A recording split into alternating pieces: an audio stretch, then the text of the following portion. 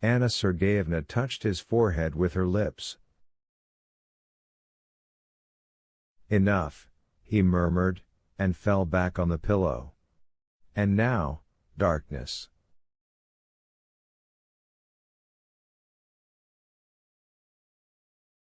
Anna Sergeyevna slipped softly out. "Well?" Vasily Ivanovich asked her in a whisper. "He has fallen asleep," she answered, almost inaudibly. Bazarov was not destined to awaken again. Towards evening he sank into a complete coma, and the following day he died.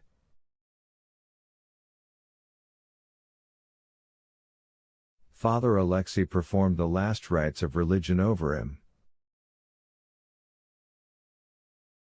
When they anointed him, and the holy oil touched his breast, one of his eyes opened, and it seemed as though, at the sight of the priest in his vestments, of the smoking censer, of the candle burning in front of the image, something like a shudder of horror passed through his death-stricken face.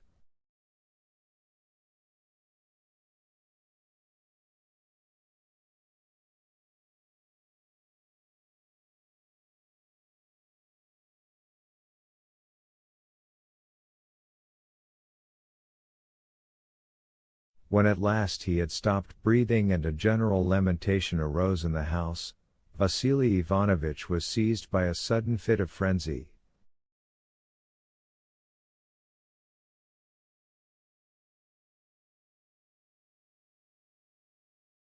"I said I should rebel," he shouted hoarsely, his face red and distorted, and shaking his fist in the air as if he were threatening someone.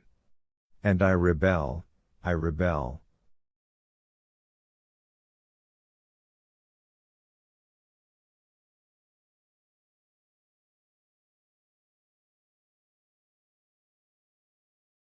But Irina Vlasyevna, all in tears, flung her arms round his neck and both fell on their knees together.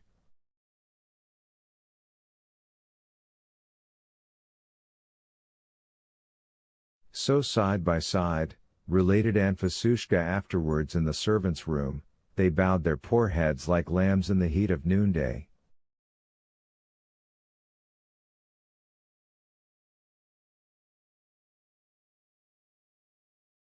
But the heat of noonday passes and is followed by evening and night, and there comes the return to a quiet refuge where sleep is sweet for the tormented and weary.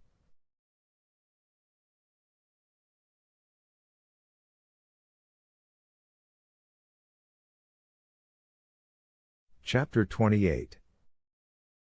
6 months passed. White winter had set in with the cruel stillness of cloudless frosts, with its thick crunching snow, rosy hoarfrost on the trees, pale emerald sky, wreaths of smoke curling above the chimneys, steam emerging from momentarily opened doors, with those fresh faces which look bitten by cold, and the hurried trot of shivering horses.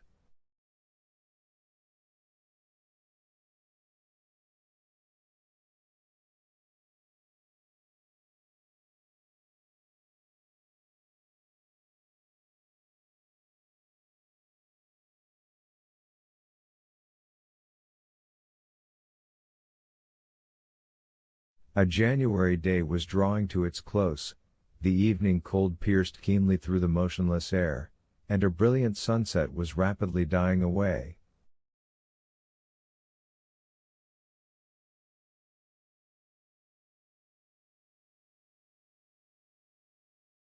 Lights were burning in the windows of the house at Marino. Prokovich in a black tailcoat and white gloves, with an air of unusual solemnity, was laying the table for 7.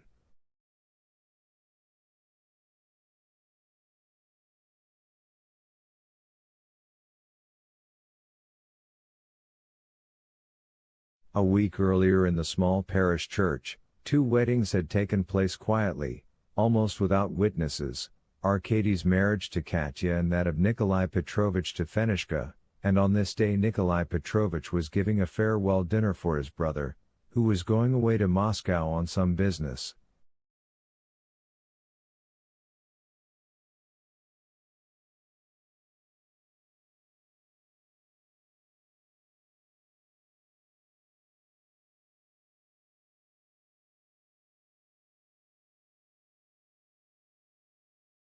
Anna Sergeyevna had also gone there directly the wedding was over, after making generous presents to the young couple.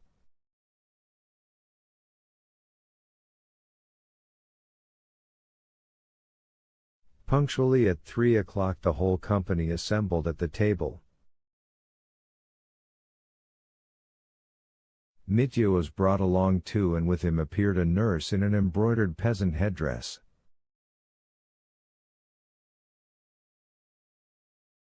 Pavel Petrovich sat between Katya and Fenishka, the husbands sat next to their wives.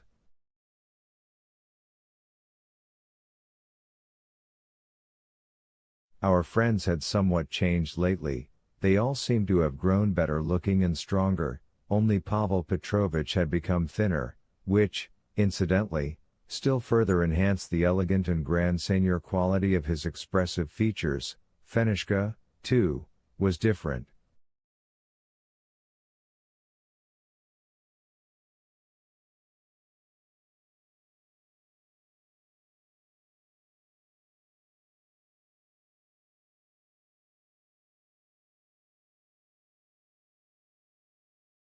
In a fresh-colored silk dress with a wide velvet headdress on her hair, and a gold chain round her neck, she sat respectfully motionless, respectful towards herself and everyone around her, and smiled, as if she wanted to say,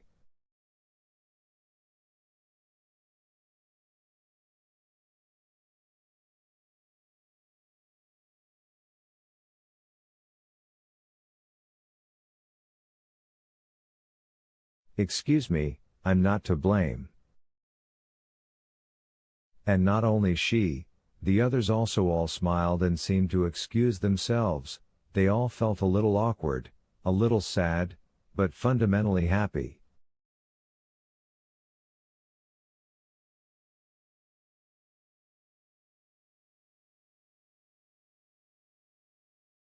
They all helped each other with an amusing attentiveness, as if they had agreed in advance to act some good-natured comedy.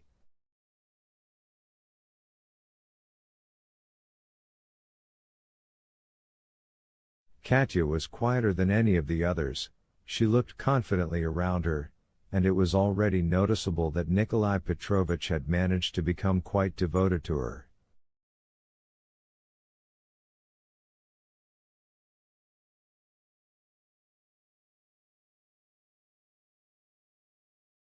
Just before the dinner was over he stood up and, holding his glass in his hand, turned to Pavel Petrovich.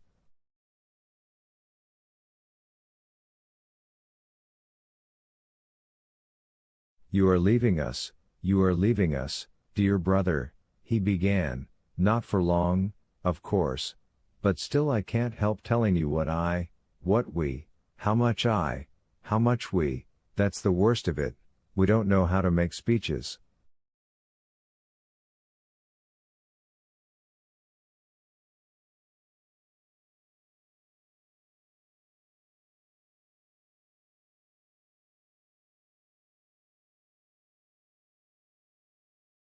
"Arkady, you speak." "No, Daddy, I'm not prepared for it." "And I'm so well prepared." "Well, brother, I simply say, allow us to embrace you, to wish you all the best, and come back to us soon."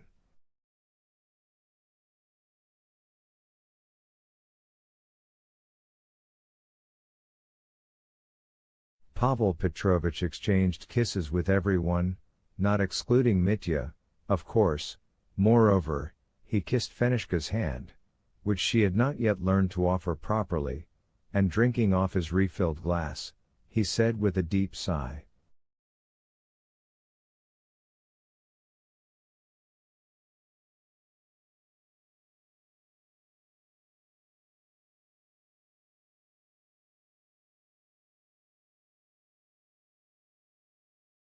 Be happy, my friends. Farewell. This English ending passed unnoticed, but everyone was deeply touched. To Bazarov's memory, whispered Katya in her husband's ear as she clinked glasses with him.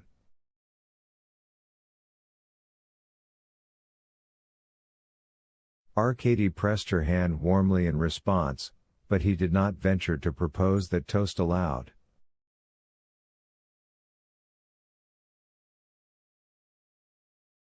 This would seem to be the end, but perhaps some of our readers would care to know what each of the characters we have introduced is doing now, at the present moment.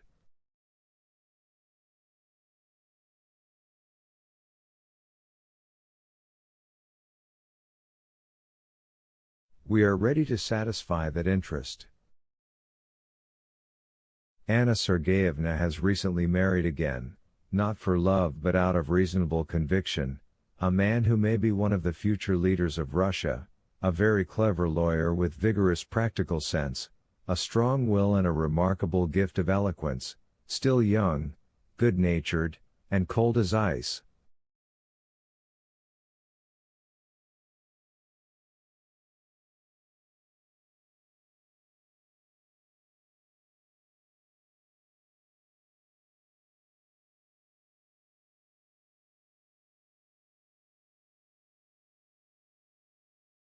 They live very harmoniously together and may live to the point of attaining happiness, perhaps even love.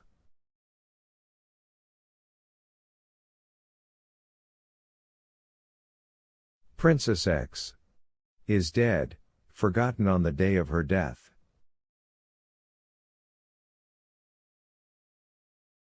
The Kiranovs, father and son, live at Marino.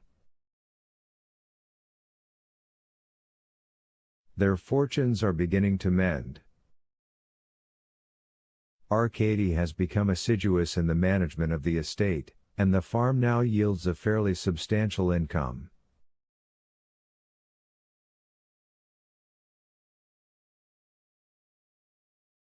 Nikolai Petrovich has become one of the arbitrators in the land reforms and works with all his energy. He is constantly driving about the district, delivers long speeches.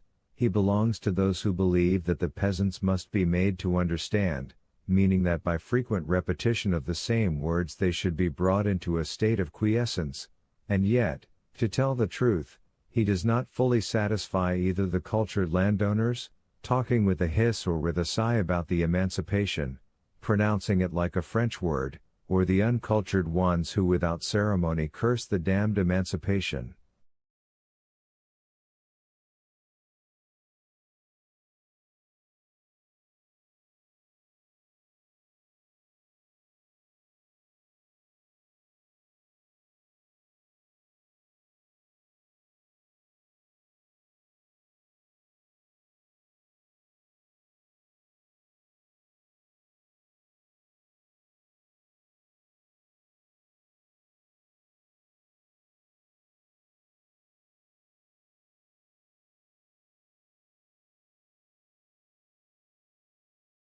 He is too soft-hearted for either set. Katerina Sergeyevna has a son, Kolya, and Mitya already runs about fearlessly, and talks a lot.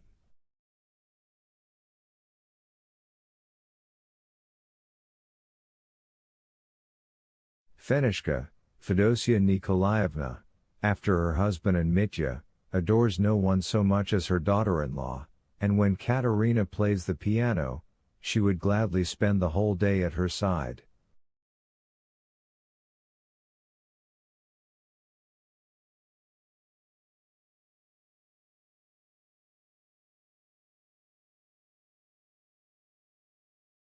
A passing word about Pyotr. He has grown quite rigid with stupidity and self-importance, and pronounces all his O's like U's, but he too is married, and received a respectable dowry with his wife, the daughter of a market gardener in the town, who had refused two excellent suitors, only because they had no watches, while Pyotr not only had a watch, he even had a pair of patent leather shoes.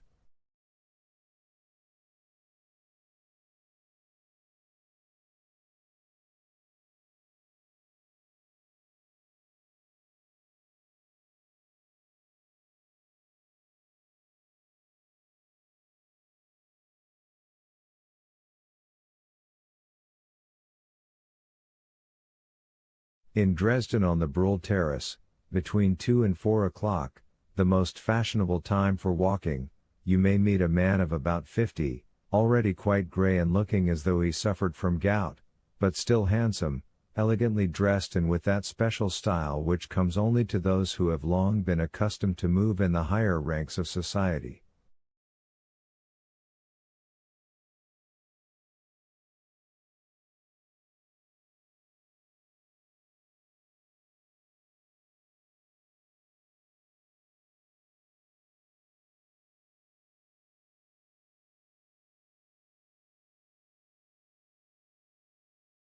This man is Pavel Petrovich. From Moscow he went abroad for his health, and has settled down in Dresden, where he associates chiefly with English people and with Russian visitors.